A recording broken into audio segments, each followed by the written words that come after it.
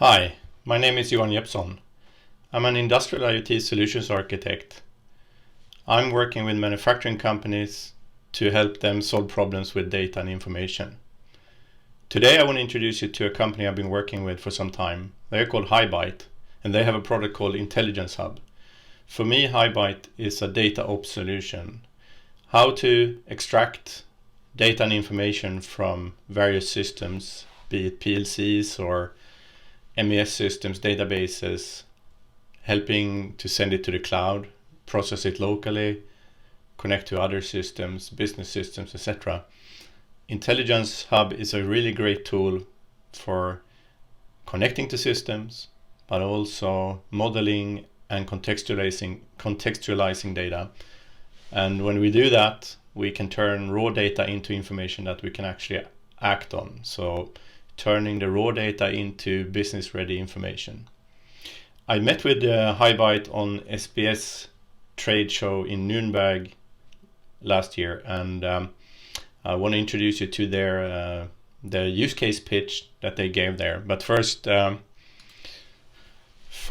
me introduce you to the SPS Messe in Nürnberg. So I think SPS stands for Smart Production Systems, so it's an industrial automation trade show. You would expect to find the all usual companies there that are making hardware and software for the manufacturing industry. And there was one pavilion showing more and more of the software products that are coming to the market. And I would hope that 2024 in November edition of SPS Messe, we should see even more software companies that are providing these exciting solutions for the manufacturing space. I think it's becoming clear that the future is within software, so to speak. So here's their website. You can already now sign up. It's the next edition is in November. Time will fly for sure. If you have not been to Germany and Nürnberg, I also recommend that. It's a lovely place, lovely town, pretty, and a good place. So you can familiarize, of course, through maps and information online. I highly recommend a visit to Nürnberg. The use case presentation from HighByte today will be done by John Harrington. He's their chief product officer, and he's also one of the co-founders. And in the background here, you do see HighByte's website and the biography of John. But with that said, I will now play back for you the session that I recorded where John is presenting. He's presenting about HighByte, but also very interesting to me is a use case that he's presenting how they helped scale up monitoring of a manufacturing process to use data to prevent quality issues. And particularly interesting to see how HighByte is helping that manufacturer to also scale up the connectivity and the data modeling that is needed, the data extraction that is needed from all the various manufacturing equipment to create those learnings and analytics that help them prevent quality issues down the line. I let this presentation speak for itself. You're welcome to reach out if you want to collaborate on using HighByte, digital transformation within manufacturing. Maybe you have ideas and use cases you want to have a sounding board for. You're welcome to contact me anytime. Again, you can see my email address here. And with that, I will kick off the video. Have a nice time. Okay, so we'll talk about how the Alcon company is using the two solutions to scale across their enterprise and to scale within a site. To get started, a little bit of information about HighByte. HighByte is a software company. We're focused on industrial DataOps. We've got a booth on the other side of the wall here, and happy to take you through more details of it. But the focus with industrial DataOps is scaling Industry 3.0 for digital transformation through companies. And how do we do that with a real focus on data? As a company, we were formed 5 years ago in 2018. We have customers across 18 different countries and in 15 different verticals within manufacturing. So very broad-based manufacturing customers. Anything from automotive to consumer products, food and bev, steel, mining, pharmaceutical, pulp and paper, oil and gas. So very broad range across discrete, batch, and continuous manufacturing. So what are the challenges with industrial transformation? Everyone talks, or a number of people are talking about pilot purgatory. And when most people hear pilot purgatory, they think, oh, the pilot didn't work out. We started a pilot, it didn't work out. We weren't able to get the value out of the pilot. The challenge is not the value in the pilot. The challenge is the cost of the pilot. And the cost of scaling that pilot out across the enterprise or even across a site at scale, most of those pilots were developed and deployed in a way that it was a very linear scale. You do it for one machine and it costs X, and if you do it for 10 machines, it costs 10X and it takes 10X the time and it takes 10X the resource. And that's a scale problem. So if you think about the approach that most people took when they started connecting up for industrial, for digital transformation, the approach was, let's just move the data to the cloud. AWS has massive volume, massive scale. We'll just move it to the cloud, we'll figure it out. We'll put together a targeted team, they'll figure it out in the cloud. Well, how are we going to get it? We're going to custom code all those connections and suck all that data up, and then we'll be able to work with that data, we'll be able to make it happen. The challenge is that the average factory has millions of data tags. Millions on PLCs. All these modern PLCs you see throughout this event, there are millions of millions of data tags per PLC, potentially. And then you scale that out across hundreds or even thousands of PLCs in a factory. You have effectively infinite data. You can pull that data at 1 millisecond if you want. So we have infinite data, we can't take it all. In fact, there are studies that say that we're producing a terabyte of data every day in a modern production facility. We don't need it all. We don't need all that data, but we need to be able to effectively pull it out. So we've got a connection problem, we've got a data volume problem, and how do we prep and deliver that data at scale? And that's fundamentally the problem with the data.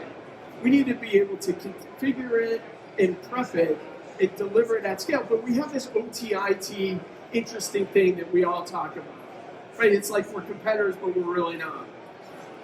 The OT team executes the factory. They deliver the automation, they work with the factory. The IT team is delivering data systems and data analytics for the business.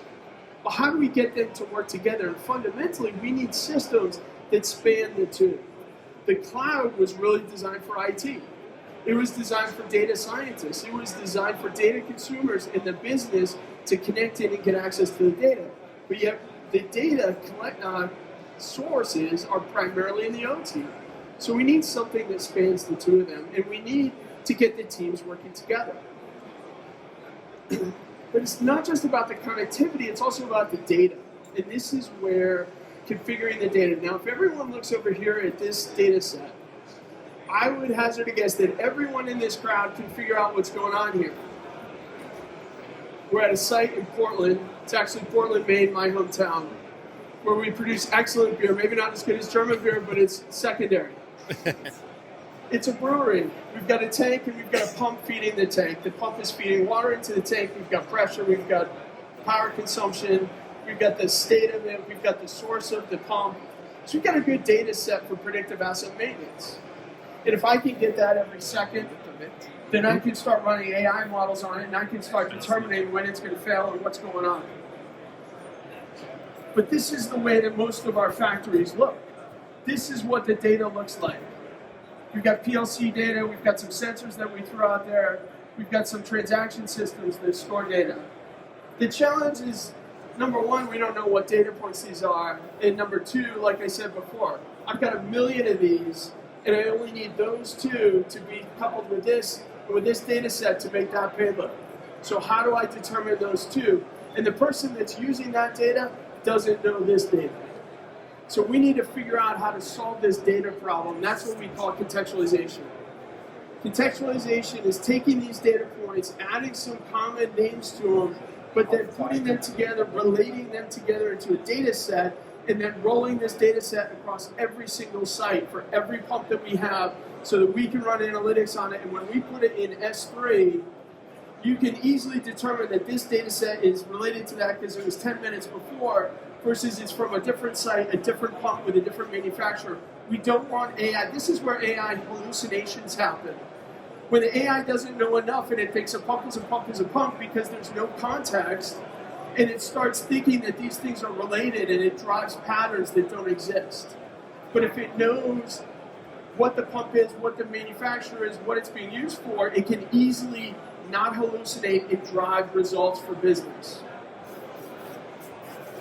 So to solve these data problems, it's about industrial DataOps, and this is a new concept that people are talking about and starting to be talked about a lot more in industry, which is about pulling together this new team of the OT team, the IT team, and the line of business to work together to deliver on these problems. We're seeing titles like data engineers, data analytics, enterprise architects working together with the OT team, which we've never seen before. In the past, the OT team was controls engineers, chemical engineers, process engineers, mechanical engineers, working together to deliver the factory results. Now we're pulling in the analysts from the IT team to work together to deliver on this enterprise data ops, industrial data ops. Data ops is all about curating and delivering data for the business. For analytics, for dashboarding, for whatever you need for the business. How do we develop this process around that? So from a process standpoint, it's also about leveraging IT in their data practices, leveraging data contracts, data governance, semantic data models, which we generally haven't had on the OT side, into the OT and creating a discipline within our organizations around that. And then on the technology side, we do have new technologies. And of course, I come from a software vendor, so I'll talk a little bit about the technology side. But industrial data starts at the edge. We're not just in the cloud. Data needs to get to the cloud. Some data we're using at the edge. Some data we're creating at the edge and moving to the cloud. Some data we're creating in the cloud and moving to the edge. It's about being able to seamlessly work across different mechanisms. It really, it's a continuum. It's about having integration hubs and unified namespaces and data models and leveraging open standards. So this is what industrial data ops is all about. Now, HighByte has built a solution called the HighByte Intelligence Hub, which is a data hub that was on that last page. And we can build out unified namespaces that I talked about as the technology source. And the Intelligence Hub is about collecting data from multiple different systems, both on the OT and the IT side, ingesting that data in, and standardizing that data. That's where we get scale. Remember, we get scale from standardizing and normalizing and contextualizing that data. In the Intelligence Hub, what's unique is that it was developed for the industrial marketplace. It was developed by a team that really understood industrial data and the challenges of industrial data. But what it really is we're creating pipelines of data, and we have a data engineering backbone that enables you to engineer your data as it's moving. It's an in-motion data engineering platform that allows you to ingest data from many different systems. It allows you to condition that data or pre-process it, standardize it, and then publish it out. And to be able to do that time after time after time with many, many, many different systems and have a platform to manage and aggregate that. Well, what we always tell people is start on the left. Start with the end. What is the use case? Because what you'll find when you start getting into this is that contextualized data is unique per use case and per persona that needs the data. So I may have that pump pressure value. Now I'm going to contextualize that piece of telemetry data differently for asset maintenance, then I'm going to contextualize it for quality, then I'm going to contextualize it for power or sustainability. So each use case has their own data sets and their own targets and their own consumers, and the key is to be able to efficiently contextualize the data for them. HighByte has a very strong relationship with AWS because AWS becomes that massive platform in the cloud to consume, analyze, and deliver that data to the business. HighByte has connectors to many different AWS systems or services. You can go to the Redshift data warehouse. It can go to S3. We can publish. We can create files. We can buffer data and then create buckets for S3. We can create hierarchy and site-wise and then start filling the database with it. We can send it directly into Kinesis, where you can then stream it into Lambdas or into wherever you need within the environment, or IoT Core or Greengrass. So many different connectors to get data into the cloud, depending on what services you're using and what you're doing with the data. So now I want to take you through a use case. Customer of ours, Alcon. Alcon makes contact lenses. I've got 2 of them in right now. I use their product all the time. They also make the fluids, they make the cleaners, they make all the different products around contact lenses.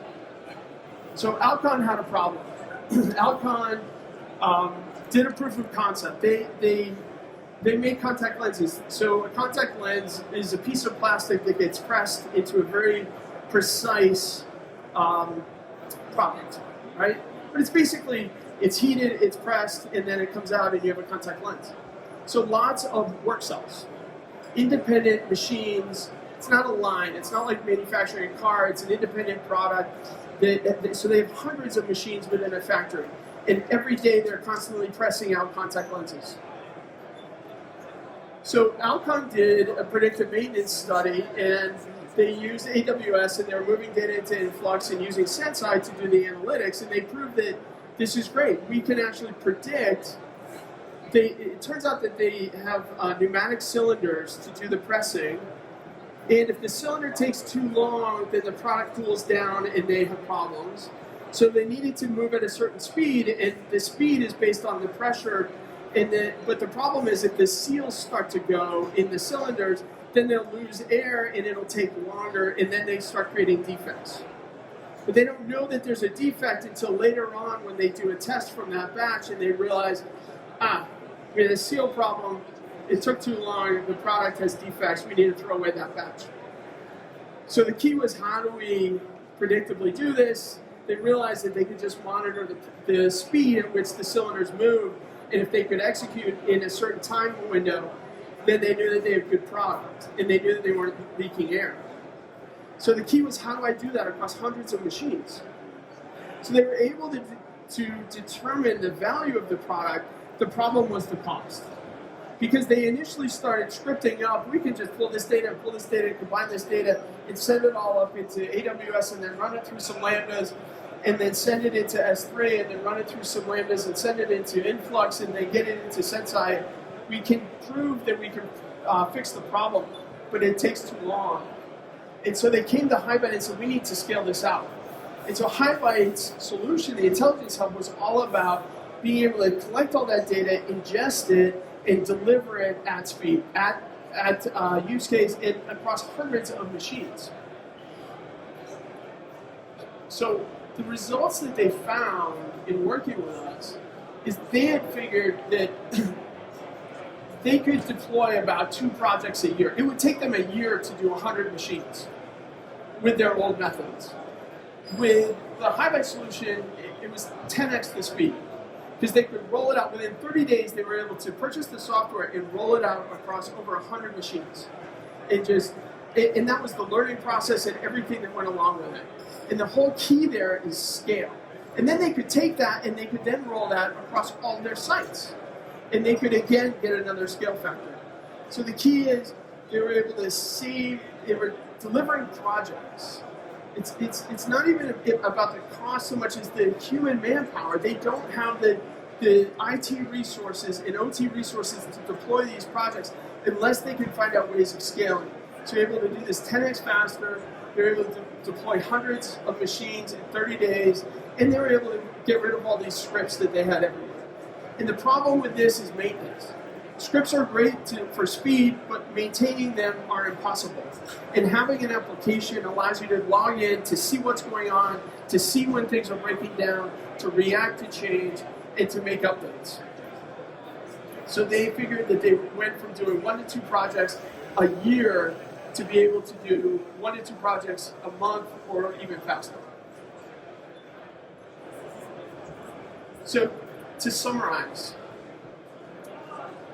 the Intelligence Hub was designed for the IT and OT to work together. The IT works with the end user, the business, to determine what data they need and what systems it's going to, and the OT does the data mapping. It's an application, as you can see. It's not a scripting environment. You can do some low code if you need to, but it's generally an application to integrate data systems. It's designed specifically for industrial data from teams that understand industrial data and have worked in it for many, many years. The benefit is scalability, agility, speed, maintainability, and it's all about the human resources and how can we accelerate that and how can we achieve more projects within our factories. And of course, by supporting multiple AWS services, we're able to deliver you the data exactly where you need it. So again, we place the data where it needs to be, constructed exactly as it needs to be, so you don't need additional pre-processing, additional movement of the data. Just land it where it needs to be. With that, HighByte has a booth across the hall. We'd love to talk to you more. We have a YouTube channel with lots of videos if you want to see our software, if you don't get a chance to stop over to our booth. We have our website with a microsite with AWS where we can show you lots of services there. And we'd love to talk. And I'm also open to answer any questions. Thank you.